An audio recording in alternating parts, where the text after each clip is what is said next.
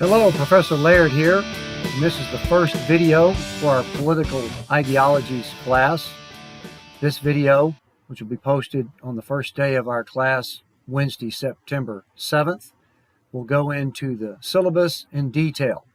It's important that you have read that already. I've sent out a couple announcements already for you to get into Moodle, take a look at what I've posted already, and to read the syllabus thoroughly.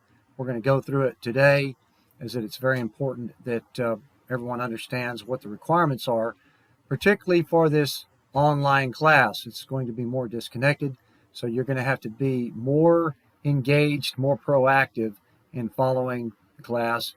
As I said before, this is not going to be a self-paced class.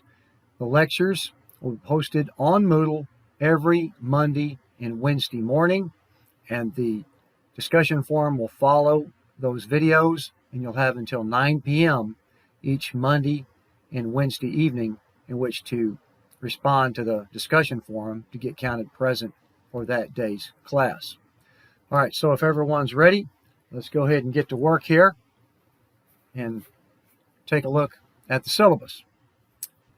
Now, before we get into the syllabus, this is the page of Moodle that you'll be looking at when you log into Moodle for this particular week, and today's video will be posted right below this announcement right here. Now let's take a look at the syllabus. We know that the class is an online asynchronous course, but as I've said, I will try to make this as incremental and engaging as possible for the students to keep up with, and that video lectures will be assigned each Monday and Wednesday. You'll be required to watch those video lectures on that day and respond to the discussion forum by that evening. My email is at rlaird@bargain.edu. That's the best way to get a hold of me. If we need to meet, and I will be meeting with each student individually over the first few weeks of the class, so that we can just meet each other face to face and go over any particular questions that we have to go over. But I will be scheduling video conferences by way of WebEx for each student. But if even over and above that, if there's any issues that you would like to meet to talk about, whether it's the test or the paper or any other aspect of the class, we can set up a video conference through WebEx, and I'll send you the link. This course is going to be a broad overview of the basic ideologies, the primary ideologies of the past few centuries. Particularly, we'll get into some background and some history, particularly as to how democracy and the modern state has evolved. But as far as the major ideologies that have come out of that, we'll be looking at liberalism, conservatism, socialism, communism, fascism, as well as several other isms that are including environmentalism and identity politics and some things that are quite relevant in today's world. Now, the textbook is required. There's two of them. The textbook that all of my lectures come from, even though I do have supplemental material that's interspersed within these lectures, my primary lectures, and you look at the book, you can see I follow the same order as the book. They come out of this textbook, Political Ideologies and the Democratic Ideal, the 11th edition by Ball, Dagger, and O'Neill. And then in conjunction with that is the Ideals and Ideologies, a reader. This is a compilation of dozens and dozens of some of the most important writings in political ideology and philosophical history throughout the years, and I will be assigning readings from this book. It is required that you have this book in order to participate in the discussion forums on those days when I require those particular readings as they apply to whatever chapter we're on. There will also be supplemental articles posted here and there on Moodle for various activities, additional information. You'll also want to keep up with current events and world politics through credible news sources. This will be very important to your paper topic as well, which I'll touch on here in a few minutes. Your paper will be a topic that is based on some current ideology or particular philosophy or ism that's out there in the world right now. So we'll get into that later on. What you'll be doing now is mainly just thinking about various things that are going on out in the world that might be interesting to write about, and then I will post a list of ideologies, philosophies, particular isms for you to choose from for your paper topic. No need to worry about that now. We'll get into that later. But also, very importantly, you'll be instructed on how to access the library databases in order to use peer-reviewed academic journals as your primary foundation for your paper. This is where the scientific studies get published, and I refer to these peer-reviewed academic journals so much, I even just create an acronym that I use most of the time when I'm referring to them, because this is extremely important for critical, objective, unbiased knowledge in order to try to understand what's going on. Also, with respect to our personal conferences, you'll be required to have access to a computer with visual and audio capabilities. Now let's talk about the online course participation. And this is extremely important because this is the single biggest deficiency that I see with these types of classes is engagement, interactivity, being proactive, keeping up with the class. Let's be very clear. This is not going to be a self-paced course. You cannot just pop in whenever you want to and feel like that you can catch up with what was missed over the last couple of weeks. That is not going to work. If you're not able to keep up with it on a daily basis, I would recommend that you not take the class. There is a big disconnect here with this type of class, and what I'm trying to do here is try to keep that connection as strong as possible, as close as possible, so that we can get the most out of this class as we can. It is definitely not as effective as a classroom class, which I would certainly recommend. But if you put the effort into this class, stay active, stay engaged in the course, you'll get something out of it. You need to check in on this every day. As I've said before, all my the announcements and the information that I send out will go to your school email, your bergen.edu email. You'll want to check that every single day. You'll want to check in on Moodle every day. I will try to give you heads up if something's posted on Moodle ahead of time with enough deadline to accomplish whatever task that may be on there. But you're going to want to check in on there every day. Keep up. The video lectures, such as the one that you're watching right now, with the discussion forum, which will be posted later, around noon or so. They'll be posted each Monday and Wednesday morning, perhaps as early as 7 a.m. in the morning. So that means you'll have a 14-hour window, along with the discussion forum, to watch that video. That you have to watch it in its entirety, all the way through, before you go to the discussion forum. Then take a few minutes to respond to the discussion forum by 9 p.m. that evening, and that's how we will count attendance for that day. If you do not watch the discussion forum in its entirety, you'll be counted absent. As I've already said, we'll be required to attend a one-on-one session, sometimes within the first few weeks of class, for the personal meeting. Any other issues that can come up, we can talk about them there. I'll need to have visual contact with you during this meeting. As I said, the attendance will be taken through the discussion forums and watching the video lectures. After you've watched that video lecture all the way through, you'll respond to the discussion forum. You'll have until 9 p.m. that evening to respond to the discussion forum. If you do not respond to it by 9 p.m. that evening, you will be counted absent for that day's lecture, just like it was when we're in a classroom. And exactly like I do in a classroom class, if you miss a class, get a deduction of 5 points from your attendance grade. Your attendance grade is 15% of your total grade. We'll talk about the grade breakdown here in a few minutes. But for example, if you miss 3 classes, that means your attendance grade baseline is at 85 points. And of course, professors do have some amount of discretion in determining the final participation grade based on level of proactivity and engagement into the class.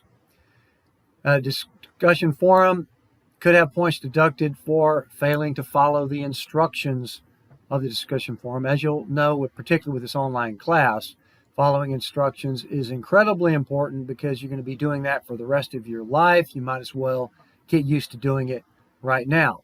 If you fail to read what has already been posted and you repeat that or regurgitate what somebody else has already posted, that could be a deduction as well. You want to read the previous posts before you post your response to the discussion forum. And if you do not watch the video lecture in its entirety, you'll be counted absent. This is the single most important note of this entire syllabus. You're required to watch the video lecture all the way through in its entirety before you even enter into the discussion forum. That is a requirement. You'll be counted absent if you don't do that. As I said, the participation is 15% of your course grade. It's your responsibility to keep up with this material as I post it. I'll post it on an incremental basis.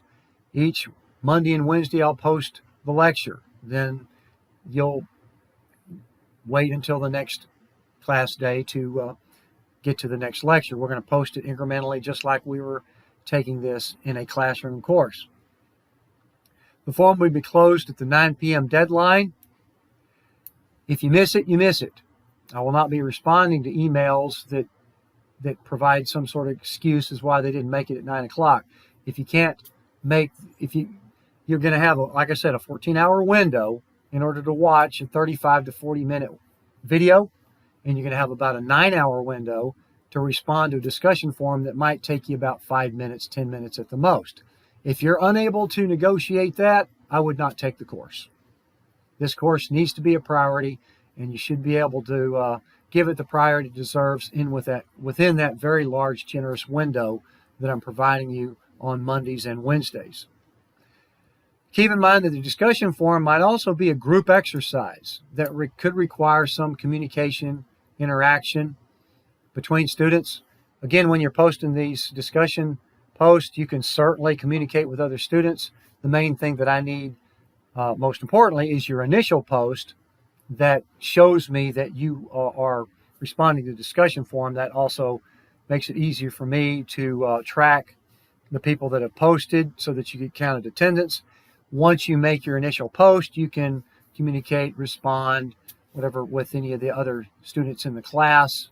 And I may even have a couple of forums where that may be required in order to come up with some sort of group decision or a group election, things like that would require more interaction within that forum. Generally, it's going to be just responding to a question that I'll post that will be relevant to that day's lecture. You can also put that in the quiz format where students do not have the ability to see what other people have posted, and that gives me another type of response that I can get from students, whether it might even be a pop quiz on the video lecture, something like that would be part of the discussion forum process there. Communication policy. Again, the best way to reach me is at my email, rlaird@bergen.edu. You're also required to check Moodle, school email, every day.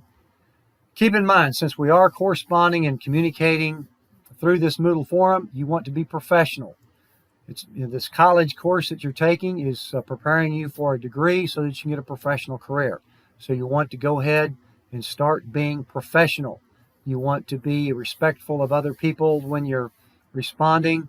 Again, as you'll see very quickly as we go through this class, that one of my primary goals is objective, unbiased, critical analysis. And these discussion forums will not be an opportunity for you to spout what you believe or your opinions, or to tell me what you think's right or wrong in the world. That's going to be the same requirement that I'm going to have for the paper. What you're going to be doing is is telling me what you've learned or your insight, some useful, constructive insight as to what we're looking at on that particular forum, that particular topic. As far as the tests go, there will be 3 online tests during the course, broken up. The course will be broken up into thirds, as you've seen on the syllabus already. 4 to 5 chapters will be covered each test. Each test will be 20% of your grade, so therefore the 3 grades will account for 60% of your total grade. Now, the tests being online, they will be technically open book, open note tests, but because of the timing situation, you'll have 35 minutes to complete the test in one sitting. And because of that timing requirement, you will need to be prepared for this test before you start it, as you will not have time to look up the answers during the test. I cannot stress this any more strongly. I would treat this test exactly the same as if it was a closed book test that was given in the classroom. You would want to be as prepared as you possibly can, and I will give you a study guide prior to each test showing you what topics to focus on, of what the everything that's going to be on the test is going to be from the lectures, and you'll want to prepare from those. Reading the book will give you a more well-rounded background and insight into that topic that I'm talking about on the lectures, and it will enhance, taking notes obviously during the lectures will also enhance your ability to be more prepared for the test. But as I said, you will want to be as prepared as you possibly can be before you start this test, because that 35-minute time limit, you will not have time to just look things up. And another thing that I cannot stress any more stronger, the answers to the tests are not on Google. They're on the video lectures. Now, the test will be posted around noon on the day of the test, and they'll be either on Monday or Wednesday as well. And as shown on the schedule, look at that here in a minute. And you'll, just like the normal Monday and Wednesday schedules, you'll be needing to complete that test by 9 p.m. that evening on the day of the test. So what that means, you're obviously going to need to start the test by 8:25 p.m. in order to get that full 35 minutes allotted to you for that test. The test is a variety of types of questions that helps me determine which students are more prepared and have studied harder for the test. The test could include multiple choice, matching, fill in the blank, true, false, short answer, and every test will include a couple of short essay questions. These essay questions will require the students to demonstrate a fundamental understanding of what is being asked in their own words in complete sentences. So you'll want to be prepared for those, because I will give you a study guide that will give you the topics that I will be asking about on the test. So you can prepare ahead of time what you could be prepared for lots of different questions there. Because what you have to be careful about is that if you just copy and paste and recite a list of bullet points that are shown on the slides, that will not work. That does not tell me that you've learned anything about what I've talked about in that lecture. If you're just copying and pasting or just regurgitating word for word the phrases or the bullet points on those slides, that will not get credit. You'll want to demonstrate that you understand what we learned in class about that particular question. Don't copy and paste. As I said, taking notes during the lectures while you're watching the lecture, that is extremely important. You're going to watch that video lecture in its entirety all the way through and take notes while you're watching it. As I said before, I've been surprised over the past few years, particularly with these online tests. I have video conferences with students and I say, where did that answer come from? Because it just doesn't sound like anything that I talked about in class. And here it comes, invariably, I Googled it. And that is not where these answers come from. The answers to the test questions come from the lectures, which in most part come from the textbooks, not from Google. You're not going to Google these answers. Now, here, this is very important. Missing a test without any prior communication with the professor will result in 0. You'll have ample notice. In fact, you will know. In fact, you already know, since you've already read the syllabus, you already know when the tests are. You will be prepared on those days. You will have until 9 p.m. to complete the test on that day. If you don't do it, you get a 0. There is no excuse for a student who does not know what day the test's on, or if they just blow it off, or if they forgot, whatever. It doesn't work that way. If you have a legitimate emergency with respect to your connection to that Moodle, and the test will be on Moodle. You will click on that test and it will take you right into the test. You'll have 35 minutes to complete it.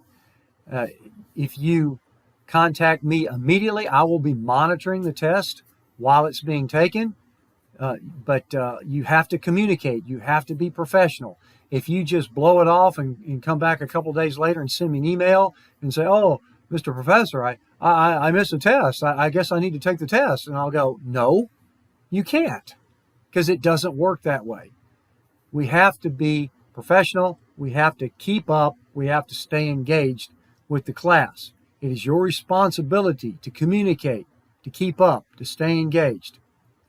That's what I'm saying about right here. If you miss test 3, you can't pass the course.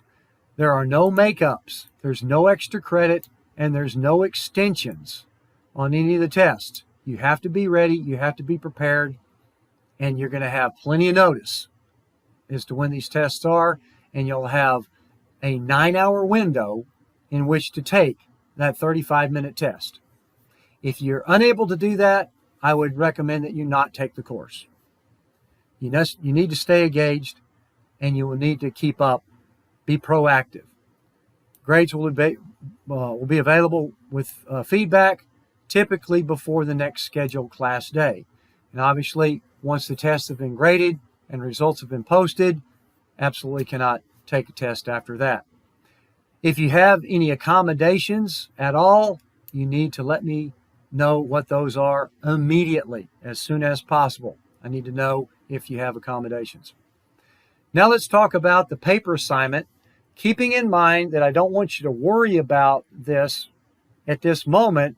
The main thing for now is that be thinking about particular ideologies. You can look ahead in the book. I'll also post the list of topics here within a week or so. But the main thing is that you'll be choosing a topic first. That'll be due on Wednesday, October 12th. Each student will choose a topic from the list of philosophies, ideologies, and related isms that I'll provide on that list. You'll want to read those instructions carefully and then choose from that list. And I'm going to spread it out. We have enough topics and enough students to spread it out to where everybody can do their own topic. So have a second choice just in case somebody gets to that particular topic before you do. You'll see what I'm talking about once I post that list of paper topics. Once you've chosen your topic, you'll write me a 1/2 page summary. That will be in a Word file, and that's for a reason, because a Word file, I can use that file, can use that platform, those review comments. In fact, you can see right here, I'm looking at my Word file here. I can literally go into the right-hand column here and give you some feedback on that particular part of your paper and email it back. And then you will get your feedback on the file that you sent me as far as your topic goes. That 1/2 page summary, which is due Wednesday, October 12th, the formats are always the same for all of your writing assignments. It will be double-spaced, 12-point font, Times New Roman, 1-inch margins. Every paper assignment will have those exact same criteria so that everybody is literally on the same page on these paper assignments as far as the consistency and the grading, that sort of thing goes. This summary will describe what you want to write about and why, and it might be useful to include one credible news source because, as you'll see with the instructions on this paper topic, is that you're going to want to focus on a particular region or group or culture in the world that is kind of engaged in this particular philosophy or this particular ideology or this particular ism, and we're going to be talking about lots of different isms out there. So therefore, your topic is going to be a current topic. You are going to be giving, of course, a little bit of background as to why this particular ideology is being embraced by this particular country or this particular region. And you'll bring me up to date as to what's happening with it right now. So again, don't worry too much about this because I will feed this to you incrementally. We'll get that topic locked in. I'll give you some feedback on it. Keep in mind that that topic needs to be approved before we move on to the next phase of the writing assignment. So be sure to turn it in on the day it's due, because when you don't turn assignments in on the day that they are due, that's the same as being absent for that day, and that's what will be counted as far as on your participation grade. We're in college now, so you need to step it up, keep up, turn things in on the day that they're due in the proper format, following instructions. Now, if the topic that you submit is unclear or vague, or you may have missed some of the instructions as far as what I'm asking for, I will potentially ask you to resubmit your summary. Now, there's no penalty for that. Once it's turned in, what we need to do is just get this thing honed in.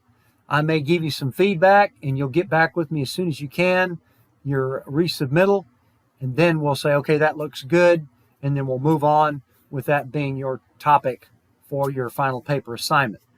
So we will interactively work back and forth to make sure that we agree on what your topic is and that it's going to be an interesting topic that you can focus on using these peer-reviewed academic journals. The final paper itself is not due until Monday, December 12th. Again, I will be incrementally feeding you along. I'll be posting within the first couple of weeks of class, I'll be posting a video that's just a general overview of the paper assignment.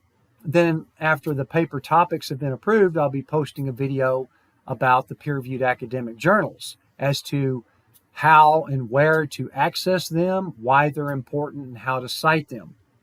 Your final paper is going to be a 4.5-page minimum paper on that particular topic that you've chosen. And that's really not a very long paper. That's going to be filled up pretty quickly. So you're going to want to focus on the most interesting, informative stuff that you can find in order to write that paper on. Now, this 4.5 pages will not include your reference page. I will show you how to cite your sources for your final reference page, often called the bibliography page, which will be the last page of your paper submittal there. So keep that in mind. I will be giving you more information on that. The papers, when they are submitted on Monday, December 12th, they will also be in a Word file in the same format, double-spaced, 12-point font, Times New Roman, 1-inch margins. As far as references go, there'll be a minimum of 6 references required for your paper, and importantly, at least 4 of which will be peer-reviewed academic journals. These peer-reviewed academic journals will be the foundation. They'll be the heart of your paper because you will be learning a lot from those academic studies on that particular ideology that's being studied. You'll learn from that, paraphrase, and then tell me what you've learned from that. As I've said before, videos, instructions, examples will be provided along the way for citing sources, as well as how to improve your writing skills. That's what this piece right here is about. A guide to writing your paper will be posted that gives some useful information on writing a more interesting, informative paper. What I wanted to go ahead and say up front here is that A very important part of the paper assignment is to learn how to write objectively with unbiased critical analysis. Keep in mind that this paper is not for the purpose of spouting what you think is right or wrong, editorializing, expressing your opinions, hearsay from what you've heard other people say or what your dad might have drilled into your brain for 18 years. That is not what the paper is about. The paper is for you to read these credible sources and then demonstrate what you have learned from these readings. So if you want to put this in a simple nutshell, read a lot from these credible sources and describe to me what you have learned. That's it. Do not copy and paste under any circumstances. What you're going to be doing, and I will give you some feedback on this as well, you're going to be learning from those passages in these academic journals, and you're going to be paraphrasing from those, putting those in your own words, describing what you've learned. So this is the ultimate assignment here for the paper assignment here. Students are graded on their ability to gather information from credible sources and display their understanding of the topic in their own words. That is extremely powerful when you do stuff like that. That is where learning really starts to occur, is that you read a lot of good, substantial information, credible information, and then describe what you've learned to someone else. That's really powerful stuff. And I will say, if you haven't gathered this already, one of the single most important things that you can do to improve your writing skills is to read. Read, read, and read a lot. Read a lot of good, substantial, credible information.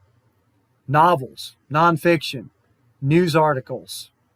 Surfing the internet and watching YouTube videos is not reading.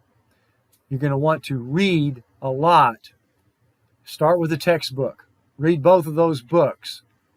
You'll be smarter than most people in the world on those topics if you just read those two books.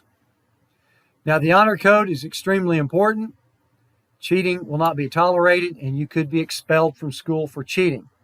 Once that test period starts, there is absolutely no communication whatsoever between any students.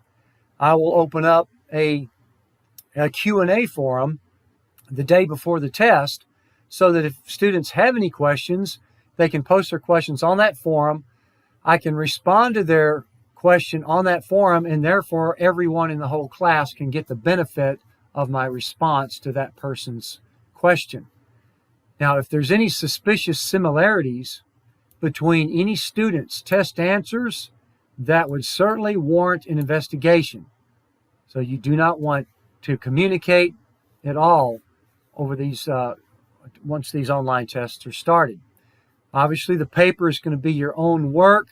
I can find out if a student's plagiarizing fairly easily through more than one, not just the Turnitin platform, but even I can post it on Google and I can find whether or not it's been plagiarized.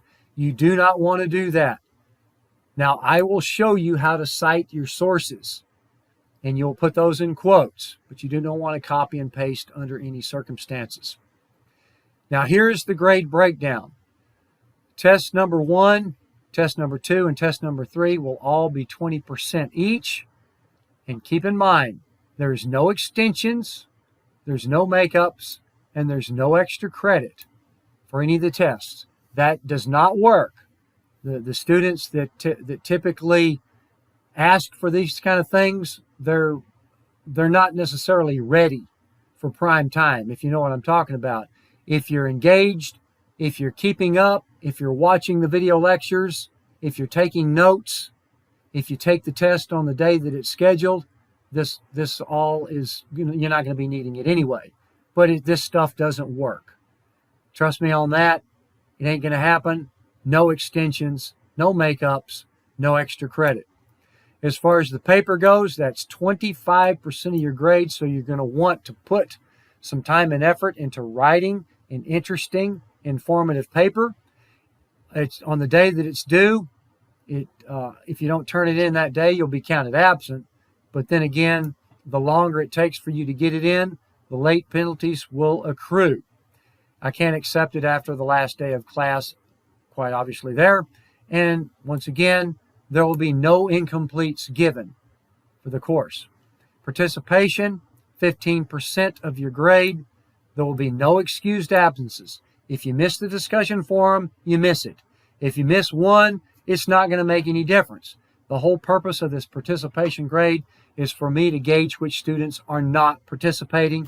And trust me, I can see that real quick. If you're participating in the class, it's quite obvious that you're participating in the class, and you won't be needing excused absences or extensions to any of the forms. Keep in mind that those will not be allowed. No excused absences, no extensions to the forms. Now let's look very quickly for a few minutes here at the class schedule, and you'll have some dates here that you'll want to landmark in on your calendar. Keep in mind, in general, the deadline to post each discussion forum is going to be 9 p.m. each Monday and Wednesday. I'll be posting the video lectures early that morning. The discussion forums will typically be posted around noon or so. You have to watch that video lecture all the way through in its entirety before you even enter into the discussion forum. If you don't do that, you'll be counted absent. Even worse, you'll make a bad grade on the test if you do that, because you won't be as prepared. Any assignments that are due that day will be posted by 9 p.m. the day that they are due. Deadline to complete the tests, as we'll see here in a minute, on those days, 9 p.m. The test will actually just shut off. It will automatically submit what you have at 9 p.m. Now, as far as the schedule goes, this is what we're doing today, September 7th, going through the video. The next lecture will be Chapter 1, introducing you to the concept of ideologies. Then we will have a video lecture on the evolution of the modern brain as well as the modern state, because after the modern brain developed, then we figured out how to evolve into a modern state, which has been a very beneficial thing to human behavior in general, even though lots of states out there can't seem to get along, and we may be seeing some cracks in the system, but the development of the modern state was extremely important to human progress. So I want to deviate from the book a little bit, talk about that, then back to the book, Chapter 2. I'm going to talk about the democratic ideal. By this time, I will have posted the list of paper topics, so you can start looking at those and thinking about what, not just what ideology to write about, but what region of the world or what particular culture or subculture of the world that is embracing this ideology or this ism. And you'll know what I talk about. You know what I get at here pretty soon. When we get into these things, there'll be lots of ideas out there that we can look at as far as picking those topics. Then I want to supplement this a little bit with a lecture on democratic culture and democratization. Considering how important that's been to the development of human societies over the past 500 plus years, and now we're seeing actually a decline of democracy, even in countries such as the United States. So I think that's a very useful topic to talk about here right off the bat. Since we are talking about democracy and the democratic ideal, let's talk about what it means to have a democratic culture and the process of democratization, as well as the decline of democratization out there in the world. Then I want to post a video that's talking about the class paper. Again, all of these will have discussion forums on those days as well. Chapter 3 is a biggie. It's talking about liberalism, which is the ideology upon which the system of the United States is based on.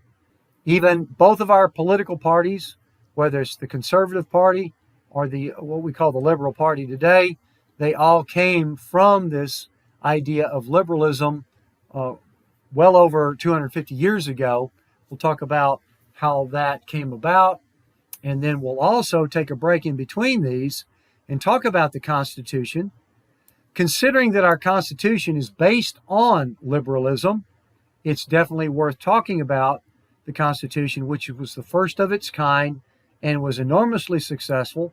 We'll also look at the Bill of Rights, which is the first 10 amendments to the Constitution and is essentially considered part of the original Constitution because the Bill of Rights was promised in order to get the original Constitution ratified in the first place. So the very first thing that had to be done was to add on the Bill of Rights once we started our new government. Then we'll continue to look at liberalism, a lot to talk about, so I'm breaking it up into 2 parts. Put this on your calendar. Monday, October 10th is test number 1, looking at chapters 1 through 3, as well as these supplemental topics that I was talking about in that first section as well. As we get into the second third of the class, the first thing I want to talk about is the scientific method, how important that is in conducting critically unbiased, objective analysis. And this will also help you to prepare for the paper because that's the way you want to approach your paper. The paper topic will be due on that day, and I'll give you some feedback on it as soon as I can. Then we'll have Chapter 4, Conservatism. Then I want to break up Chapter 5 into 2 video lectures, Socialism through Marx Part 1, and then Socialism through Marx Part 2. Each of those will have discussion forums. Then I want to post a video on the peer-reviewed academic journals. I will also ask for a sample academic journal that pertains to your topic so that we know how to look for them and how to cite them. So this is part of that incremental process that I'm bringing along so that we all know what we're talking about and that we're all on the same page when we get to these peer-reviewed academic journals. Chapter 6, I'm going to break that one up as well.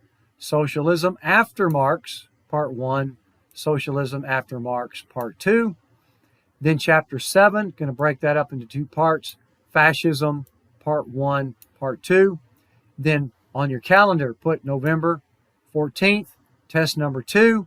We'll look at chapters 4 through 7. The final third of the class, where we're looking at various different types of offshoots and ideologies and isms. Chapter 8 is looking at liberation ideologies, particularly things like feminine liberation, black liberation, religious liberation. We're looking at several different types there. Then I want to supplement the textbook with the politics of identity. I don't think that there's a whole lot of argument that the politics of identity is one of the driving factors of a lot of our politics, our political polarization for one, that people are becoming more and more identified with either a party or a group or a culture, and it's becoming more and more important to us as humans, particularly since humans are a very groupish species. We'll even talk about that as to why that is in one of those earlier lectures that I talked about a minute ago. But that's a very important topic worth hitting on, that it's going to go over and above the textbook. Then we'll break for Thanksgiving. Chapter 9 is looking at the environment and ecology as an ideology, particularly when we start battling the effects of climate change and the political challenges to addressing climate change. Then we might be looking at environmentalism as an ideology itself in order to try to maintain our survival, to get down to it, to not just address it, but perhaps even address our own survival. Then I want to talk about briefly here a video on finalizing the paper. We'd ask for a sample bibliography there. Then Chapter 10 looks at radical Islamism. Now we have to keep in mind that all religions of the world have radical elements, and that could result in conflict within those particular religions.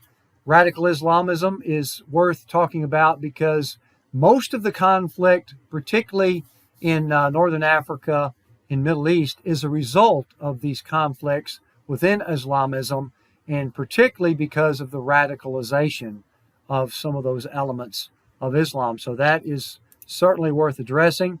And then I want to add on to that and talk about terrorism in other parts of the world, other factors and motivations regarding terrorism that is worth touching on. Another supplement, I want to delve more into white supremacy and hate groups. The paper is due on this date, Monday, December 12th. Then I also want to do a supplement on cults and conspiracy theories. That is another kind of interesting offshoot that's worth talking about, that some of those things could lead into movements and ideologies and potentially even conflict and separation of groups. The last chapter, chapter 11, is just looking at the future of ideology and kind of projecting ahead of what might be on the horizon of current ideologies or evolving ideologies. And then last day of class, Wednesday, December 21st, test number 3, which is going to cover all the material here in this third of the course. Okay, now that is what I wanted to talk about with respect to the syllabus today. And I would keep a hard copy of the syllabus with you along with your course materials. Read it occasionally. If you have a question about the class, read the syllabus. That might even answer your question for you. But feel free to contact me at rlaird@bergen.edu. And our next class will be Monday, and I will be posting a video lecture. So stay tuned for that. And also be prepared for the WebEx conference that I'll be scheduling here shortly. I'll post a forum on Moodle where people can reserve a time. I'll give you some times I'm available. We'll do this incrementally. It might take us 2 or 3 weeks to do this, but I want to meet everybody face-to-face through a WebEx conference. So I'll set up a forum giving you some availabilities, and people can schedule those as they come up. Okay, so that's all I've got for this first video. So I will be seeing you in class.